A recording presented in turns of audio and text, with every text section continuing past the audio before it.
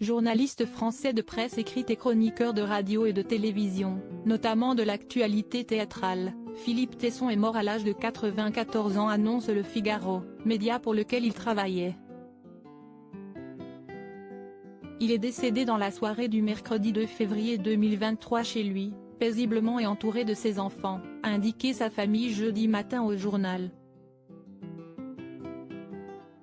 Fondateur en 1974 du Quotidien de Paris, il était propriétaire de la maison d'édition l'Avant-Scène Théâtre et de sa revue du même nom, ainsi que du théâtre de Poche Montparnasse à Paris.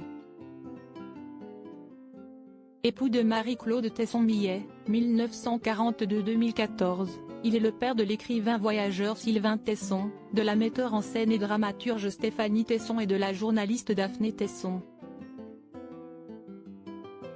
Le Figaro, très ému par la disparition de Philippe Tesson, revient sur le riche parcours de ce passionné de théâtre, grand connaisseur de Shakespeare.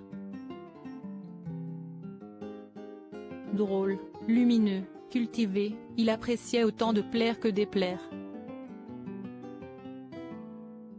Ses tirades enflammées allumaient des étincelles, sa curiosité des êtres et des choses ouvrait la vie comme une fenêtre, écrit Le Quotidien.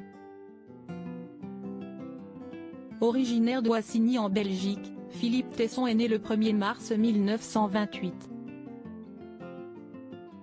Venant d'une famille bourgeoise classique, son père était notaire, il a fait preuve dès son plus jeune âge d'une insolente liberté et son indépendance, ne se comportant jamais qu'un aristocrate.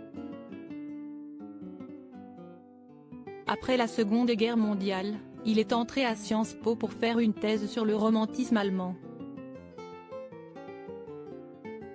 Il est secrétaire des débats parlementaires à l'Assemblée nationale lorsque le puissant patron de presse Henri Smadja lui propose de travailler avec lui. Polémique, théâtre et drame à 32 ans, Tesson a dirigé Combat, le quotidien issu de la Résistance. Celui qui a été 32 fois convoqué devant la 17e chambre correctionnelle de Paris pour offense au chef de l'État a ensuite lancé le Quotidien de Paris, publication qui manie l'art de polémiquer. Quand sa publication doit déposer le bilan en 1994, il se consacre à son premier amour, le théâtre. Critique au Figaro Magazine, après l'avoir été au Canard enchaîné, Tesson a écumé les salles de théâtre. Invité sur les plateaux de télévision, à la radio, il prit l'habitude de faire le spectacle, débordant sur le terrain politique et celui des idées, notamment par ses propos sur Dieudonné. Le Figaro se souvient aussi des drames qui ont marqué son existence. Dans la nuit du 7 mai 2014, son épouse, Marie-Claude, fut emportée par une embolie pulmonaire. L'été suivant, Sylvain frôlait la mort à Annecy en tombant d'un toit.